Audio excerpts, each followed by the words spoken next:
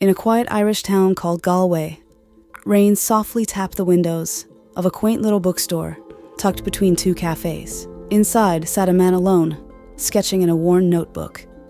His name was John, an artist with charcoal-smudged fingers and eyes full of silence. John wasn't looking for anything, but something or someone was about to find him. She entered the bookstore with the scent of rain and old pages trailing behind her. Riya, a 28-year-old writer from Mumbai, stepped in carrying a leather journal and a camera bag.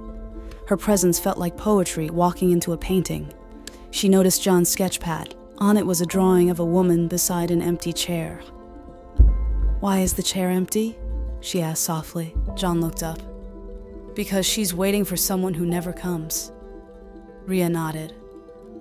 "That's heartbreakingly beautiful." And just like that, a story began not on a page, but between two people. Over the coming weeks, they met at the bookstore again and again.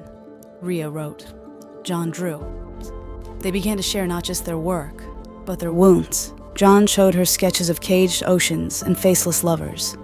Riya read him poems about her mother's early death and a broken engagement back in India. "Your poetry disguised as a person," he once told her. "And you," she replied, "are the silence between two brushstrokes." Their love didn't explode like fireworks. It unfolded like a slow sunrise. Quiet, sacred, inevitable. But behind Riya's smile was a secret she hadn't shared yet. Their love grew in the small, unnoticed corners of Galway. Long walks by the river. Silent afternoons under library ceilings. Coffee cups gone cold because conversation refused to end. But while their love bloomed, something else inside Riya was fading. She had known it before she met him, the diagnosis, idiopathic pulmonary fibrosis. A rare and cruel illness slowly turning her lungs to scar tissue. She had hidden it well behind gentle smiles and her journal pages. She wanted to live without the burden of being pitied, and she wanted John to fall in love with her, not with her pain. But pain doesn't stay hidden forever. One chilly evening, as leaves danced through the empty streets, they were returning from a small gallery. Riya paused, breathless. Her chest ached. Her vision blurred. "John," she whispered. She collapsed. Panic ripped through him. He rushed her to the hospital. The night bled into a blur of beeping machines and doctors' hushed voices. When the doctor pulled him aside, John's world shattered. "She's known for a while," the doctor said.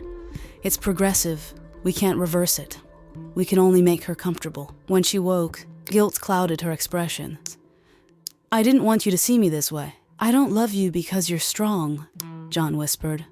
"I love you because you're you." They went home together, but things had changed. Each morning was now a treasure. Each breath a gift. They moved into a small cottage near the sea. John painted. Riya wrote. Their days were filled with sunsets and soft silences. They made a list. Watch a sunrise in silence.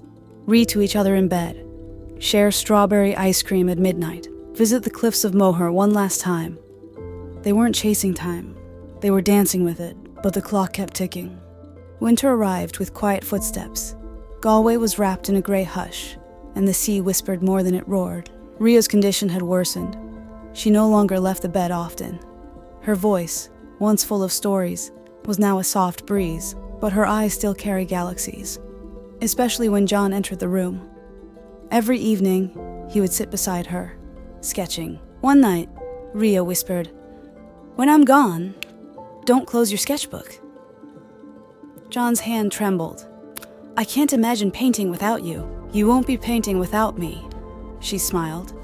"You'll be painting through me." A few weeks later, on the first snowfall of the year, Riya slipped into eternal sleep, her hand in John's, a half-finished letter under her pillow. He didn't cry at first.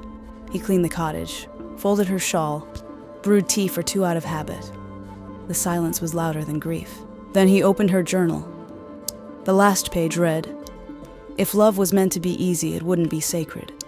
If goodbye was painless, it wouldn't be real. But if you ever miss me, close your eyes. I'm the whisper in your autumn leaves." John wept. Days became months. The world moved on, but he didn't. He traveled to India to meet Ria's family. He left a painting at her childhood home of Riya on the cliffs of Moher. wind in her hair.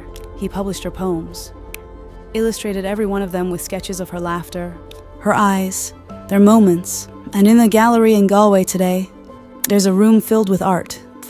A sign at the entrance reads, "Whispers of the Last Autumn, a love story in 3 acts." Visitors say they feel something in the room, like the air itself remembers a girl who once wrote stories and a boy who drew her soul. And sometimes, if you listen closely, you'll hear a whisper.